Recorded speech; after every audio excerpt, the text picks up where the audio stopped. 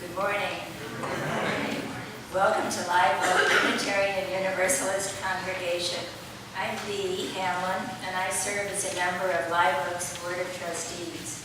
This morning, Worship Associate Gloria Liggett will join our minister, the Reverend Tamara Suzuki, in leading our worship service. We're glad that you're with us today. In this liberal religious community, we welcome all. Our generations join together to nurture spiritual growth and personal transformation, that we may be inspired to transform the world with love, hope, compassion, and justice. After worshiping together, we make time for coffee, tea, and conversation on the patio, and we take the opportunity to reach out to new acquaintances, to welcome new seekers in our midst.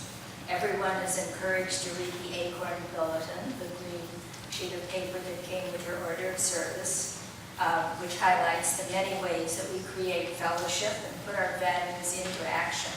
There's one brief announcement. This is the last weekend to get the reduced rate for our Camp Devonport Pines weekend at the end of September. Information and registration forms are posted on the bulletin board by the name tags. Also a reminder, we'll be having a town hall meeting here in the sanctuary this morning at 11:30. Please join us at that time. Let us begin worship together. Our call to worship this morning is adapted from the words of Marianne Cotter. Welcome to this place of possibility. This is love's hearth. This is love's home. The home of hope, a refuge for minds in search of truth, unfolding, ever beautiful, ever strange. Here, compassion is our shelter, freedom our protection from the storms of bigotry and hate. In this abode, may we find comfort and courage. Here may our sight become vision to see the unseen, to glimpse the good that is yet to be. Welcome to this place of possibility, and come, let us worship together on this very beautiful, slightly warm morning. Our opening song this morning uses words from the ancient biblical prophets Isaiah and Amos to express commitment and action necessary as we work for peace and justice in our world. Today and at this time of year is a really special time for our religious exploration department because we're planning and building for our new church here. And as you can see, we have more and more kids here all the time, which means that we need more and more teachers. So, today I want to take some of the style and tone from one of all of our favorite teachers, Dr. Seuss, and invite some help here, Carter Morgan, and some of our kids will be sharing a story with you. This is called Dr. Seuss for Teachers.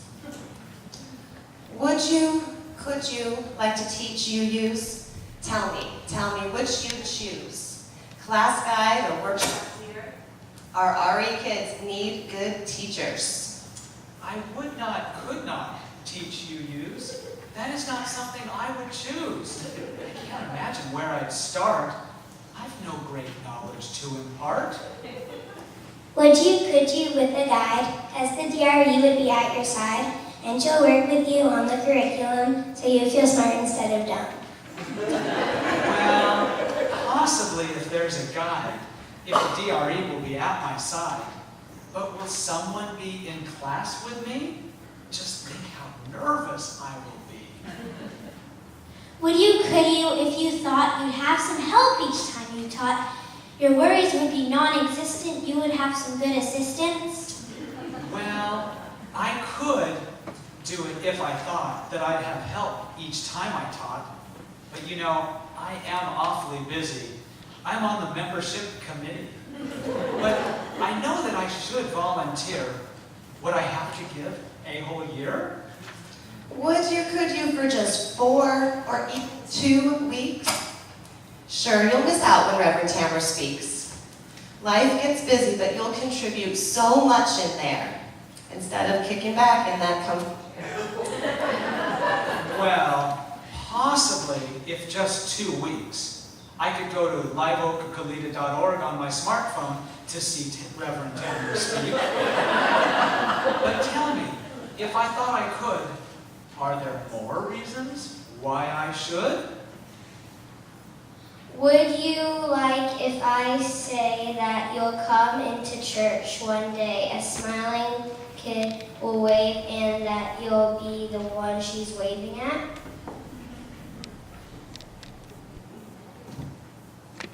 You'll connect with parents too and learn what's what and who's with who. They'll thank you for the job you did and working hard to teach their kid. And if those reasons aren't ideal, here's one that could appeal. When you teach, you just might find your own beliefs get more refined. It might be fun if, like you say, kids wave at me at church one day and I connect with parents while refining my believing style. But in my real life, I don't teach. Only 35 years worth, so won't these kids be hard to reach? Could you, if you knew about the kids who'll be with you? They value interest over skill. They look for patience, heart, and will. They want folks who'll just help them learn. You can sign up today during coffee hour and take your turn. All right. If you will let me be, I'll sign up. And then we'll see. Say, I like this teaching stuff. I don't think I can get enough. Sign me up for 2 weeks more. I should have done this years before. The kids are engaged and we have fun. I recommend this to everyone. Everything you said is true. I've met incredible kids and parents too. I do so like to teach UUs. I am so glad you helped me choose.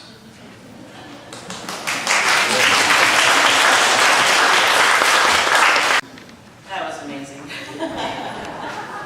And I'll add my hope that everybody decides that helping out in the RE is a place they want to be. It is truly a place where you can learn more about yourself while you make connections that really, in our culture today, you can't make those connections with youth and children as readily. So I add my hurrah and go see Tracy after service.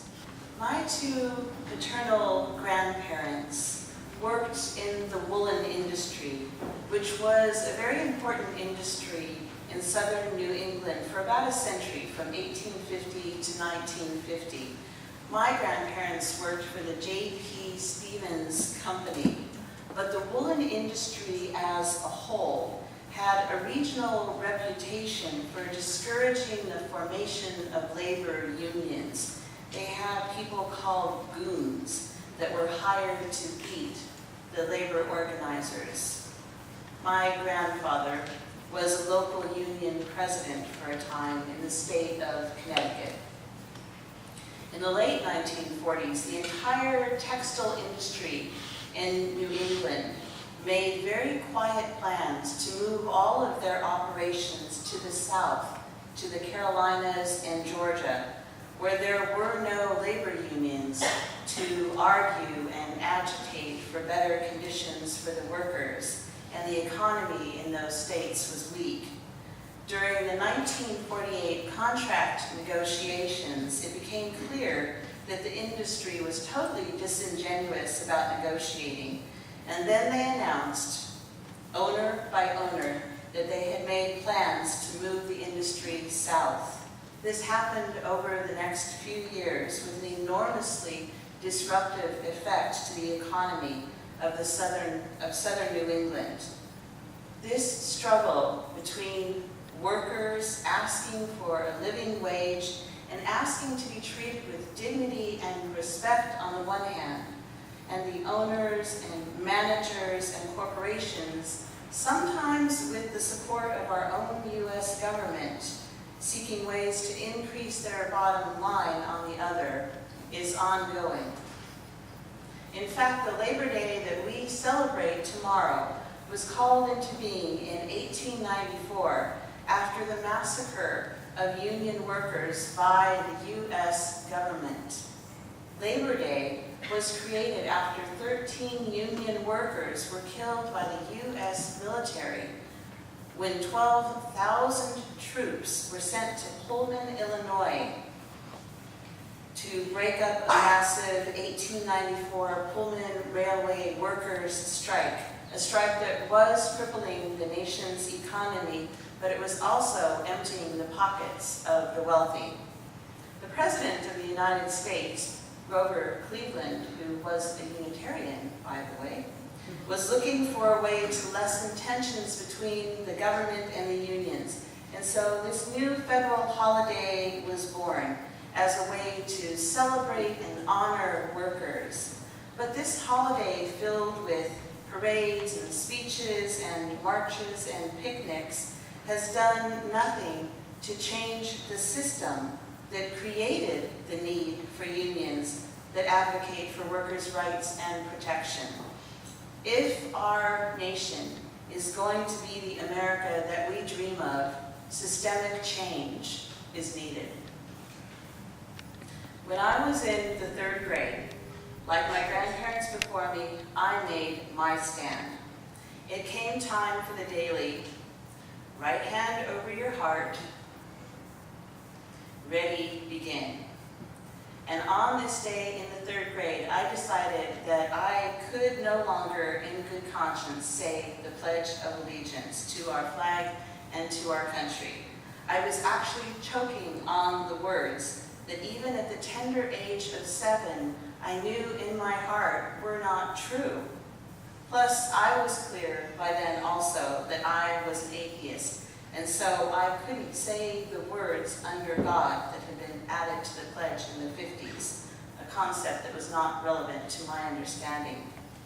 My teacher, you can betcha, noticed my recalcitrance and promptly sent me to the principal's office. But I was so lucky because the school principal at that time was an understanding person. And in conference with my parents, it was decided that I would be allowed to make up my own mind on this issue. And so I decided from that time on that I would stand out of respect as the pledge was recited, but I would not put my hand over my heart, nor would I say words that I did not believe to be true. And this is still how I respond to the Pledge of Allegiance. Maybe part of this way that I view our country comes from having lived outside the United States and having had the privilege of viewing our country with an outsider's non-American eyes. Maybe it's in my blood from my ancestors. But whatever the source, I cannot buy into the American myth of liberty and justice for all. I suppose if the words of the pledge were changed to say something aspirational, like one nation which strives for liberty and justice for all, that I might consider saying it again. Well, even then, I'm not convinced that we as a nation really do strive for this ideal. We have been struggling ever since the creation of this nation between this noble stated idea and the lived reality of so many people. Our Unitarian Universalist principles, which are printed on the backs of your orders of service today, echo this sentiment, but note that we do not say that these conditions exist, but rather we as an association of congregations covenant to affirm and promote these principles and these ideals. Now, please do not get me wrong. I can see people already, their brains turning, oh no, this new minister. Don't get me wrong. I love my country. But instead of living by the motto, our country, love it or leave it, where the love it part implies some sort of blind obedience, what if we lived by the motto, our country, love it and work to make it live up to its highest aspirations and ideals. We are, or we should be, a work in progress. Liberty and justice for all. How are we doing as a country when it comes to liberty and justice for all in the economic sphere on this Labor Day 2014? How are the working people who we honor this Labor Day weekend faring in our economy? Well, unfortunately, millions of workers today are unemployed, underemployed, receive unjust wages, and are subject to wage theft, abuse, and exploitation. Many people have lost hope because of the stiff competition for jobs, and average Americans are competing with one another for slices of an ever-shrinking economic pie. In our country today, our poverty rate is around 16%, which means that 1 out of 7 people in the U.S. is living in poverty. In the U.S., here in Santa Barbara County, despite pockets of wealth, we have a poverty rate of 16.3%, right around the national average. For the past 3 decades, almost all gains from economic growth have gone to the top, not the middle nor the lower classes. There has not been this much disparity of wealth for over a century. The phrase, the rich keep getting rich and the poor keep getting poorer, has never been so true. And we've all heard the statistic, the top 1% possesses more wealth than the bottom 90% combined. That's staggering. So much income and wealth have been going to this elite at the top that the rest of us are struggling without the purchasing power to keep the economy going. There is no trickle down because there is no reinvesting of this wealth back into jobs and growth. This past Wednesday, August 28th, was the 51st anniversary of the historic 1963 March on Washington, at which the Reverend Dr. Martin Luther King Jr. gave his much-loved I Have a Dream speech. Anybody heard of that one? But it's ironic that we remember Dr. King's words about a dream, but we tend to forget the first part of his speech. He said, "We've come here today," this is 1963, "we've come here today to dramatize an appalling condition. We've come to our nation's capital to cash a check, a bad check, which has come back marked insufficient funds." For remember, this March on Washington was a march for jobs and freedom. Central to the purpose and vision of that day was the idea that freedom for everyone could only be realized through access to jobs that paid living wages, along with the redistribution of wealth. Now, the opening speaker at the 1963 march was A. Philip Randolph. He was a major force in the labor movement of the time. Listen to his opening words that historic day. "Fellow Americans, we are gathered here in the largest demonstration in the history of this nation. We are the advance guard of a massive moral revolution for jobs and freedom. This revolution reverberates throughout the land, touching every city and every town.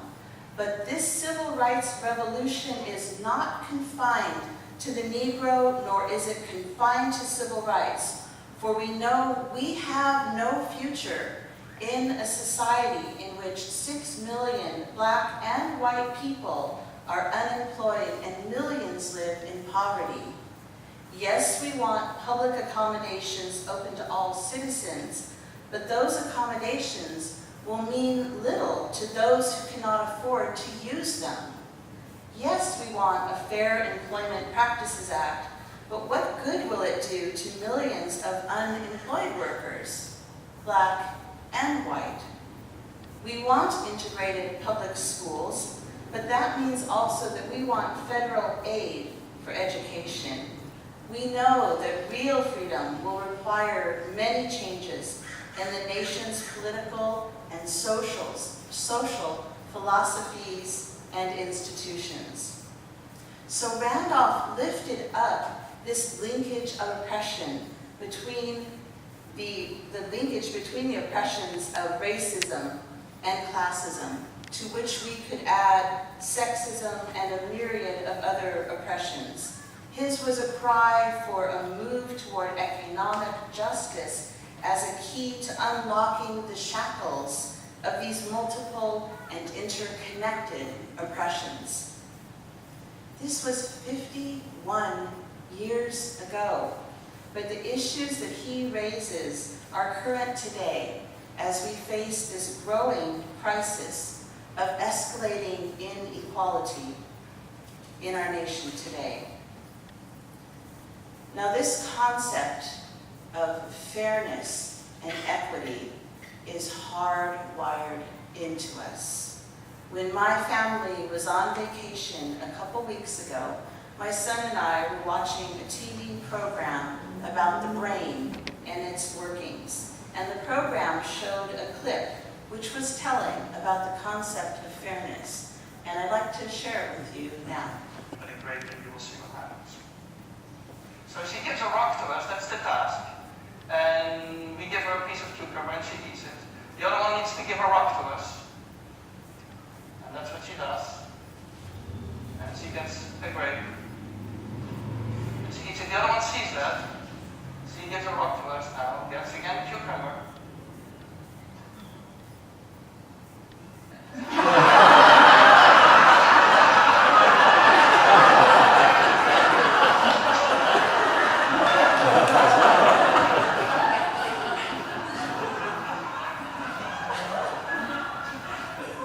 She tests her rock now against the wall. She needs to give it to us. And she gets cucumber again.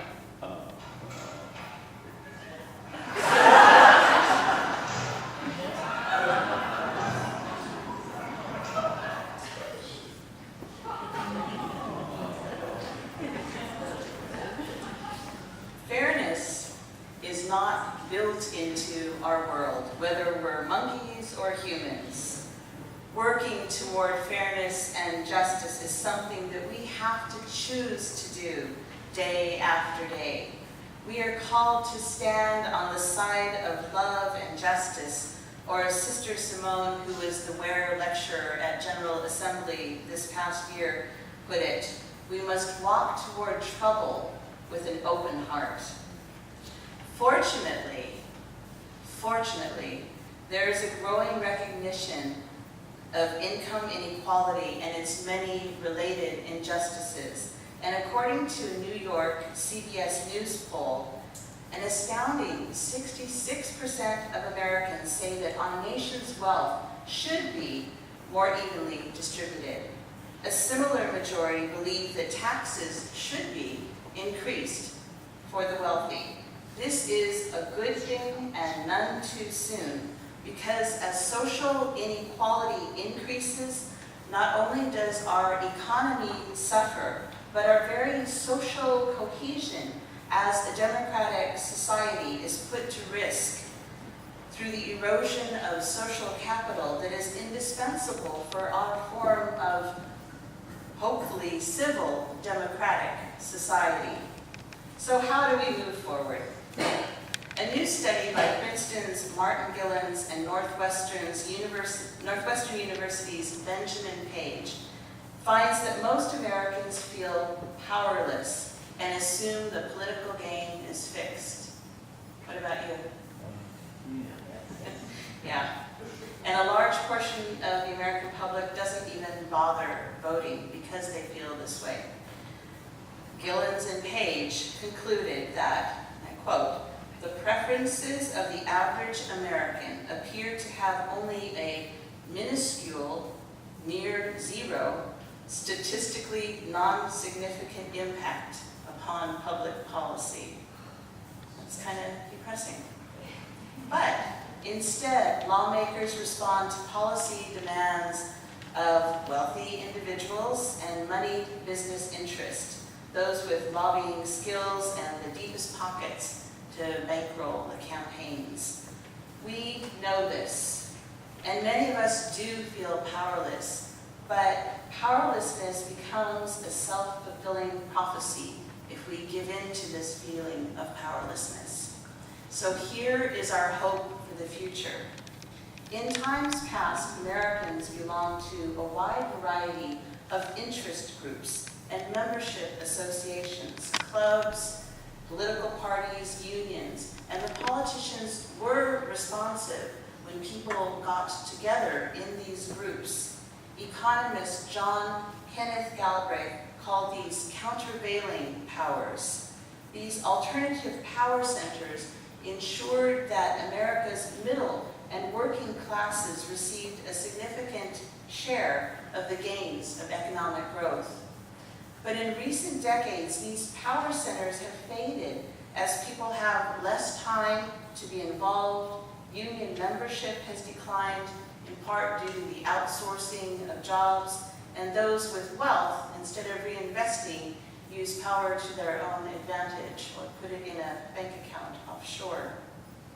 The only way back to a functioning economy and a civil democratic society that works for the majority is for us to get politically active once again, becoming organized and mobilized for us to establish these new centers of countervailing powers. On this Labor Day, we remember our Unitarian Universalist principles that we affirm and promote, the inherent worth and dignity of all people, and that we affirm and promote justice, equity, and compassion in human relations. As Unitarian Universalists, we need to educate ourselves and become active in this struggle to remedy the gross income disparity under which we are currently suffering. Education and action for the common good are the ways forward. This past June, at our General Assembly, delegates voted to focus on the topic of escalating inequality as our new congregational study action issue. They love abbreviating everything, so it's called a CSAI. And I keep wanting to say CSI. So this CSAI was selected for 4 years of study, reflection, and action. In the third year of the process, delegates at General Assembly can vote to approve a statement of conscience resulting from congregations like us giving feedback on this congregational study action issue. And the fourth year is for implementation. But note, we do not need to wait for 3 more years before we start acting on this. It's simply the timeline for the association's CSAI. Our own Hal Hill is committed to helping our congregation learn about this issue. So please watch for offerings in upcoming leaflets and acorns and any way we can communicate with each other, because Hal will be helping bring these issues along with the social justice ministry. And in the month of November, there'll be a study guide that will be released, and we'll be forming a group or groups even to study this important issue and decide how we as a congregation can move forward to make our voices heard. So as we move forward, integrate your faith and our nation's lofty ideals into your everyday life. Take with you your resolve and your knowledge of our Unitarian Universalist faith into your workplace and into the places that you are day in and day out. Use your voice and your energy and your voting powers to join with others. As anthropologist Margaret Mead reminds us, never doubt that a small group of thoughtful, committed citizens can change the world. Indeed, it is the only thing that ever has. This land is your land. This land is all of our land. What will you do to move this land that we love toward living up to its ideals of liberty, and justice for all. Amen. And blessed be.